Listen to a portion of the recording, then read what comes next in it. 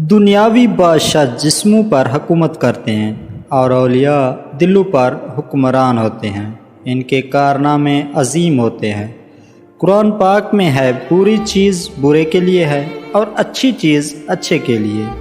خبیثوں کو انبیاء نصیحتیں اچھی نہیں لگتی کیونکہ وہ وحی کا عطر ان کے دماغ کے موافق نہیں تھا۔ نیک نامی ایک ایسی شے ہے جو مزے والا ہے۔ اس بندے کے نصیب میں بدبختی ہے جو اپنے پیچھے اپنے برے اعمال کو چھوڑ جاتا ہے۔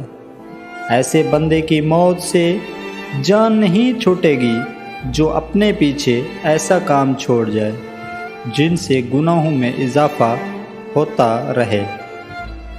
میری ایک بات اپنے ذہن میں رکھو کہ روح کے سمندر میں خود تیرنے کی کوشش فضول اور بیکار ہے۔ روح کے سمندر میں نوح والی کشتی کی ضرورت ہے۔ وہ بندہ بخیل ہے جو دعا میں آہذاری نہیں کرتا۔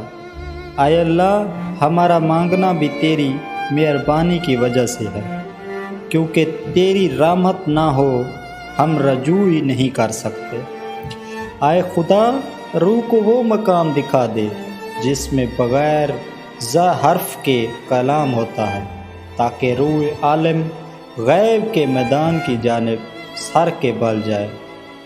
سخاوت فقیروں کو اس طرح ڈھونڈتی ہے جیسے حسین لوگ آئینے کو تلاش کرتے ہیں۔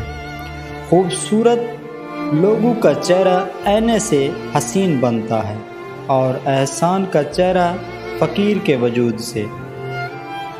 دنیا میں بہت سے انسان ہیں جو اللہ کی عبادت کرتے ہیں کہ ان کو ثواب ملے گا، تو ایسی عبادت چھپی ہوئی ہوتی گناہ کاری ہوتی ہے۔ اچھی سوچ سوچو گے تو تمہیں راحت و سکون نصیب ہوگا اور برے خیال سے تم تباہی کا سبب بنو گے۔ بلی جس گھر میں بچے پیدا کر دے تو سمجھ جاؤ اس گھر میں بہت جلد رزق کی فراوانی ہوگی اور کبھی رزق تنگ نہیں ہوگا۔ اے انسان، تو پانی کی تلاش میں سستی مت کر، کوشش کرتا رہے، وہ وقت آ جائے گا کہ تو دیکھ لے کر بہار تیرے دامن میں آ چکی ہے۔ اگر تم اللہ سے رابطہ نہیں کر سکتے، کسی اللہ والے سے رابطہ کر اور اس کا دامن تھام لے، کیونکہ ولی اللہ کے ہاتھ کو اللہ کی دستبری حاصل ہے۔ گفتگو سے سمجھ بوجھ میں اضافہ ہوتا ہے، لیکن خاموشی اور تنہائی میں رہ کر لوگ عظیم ذہن بنتے ہیں۔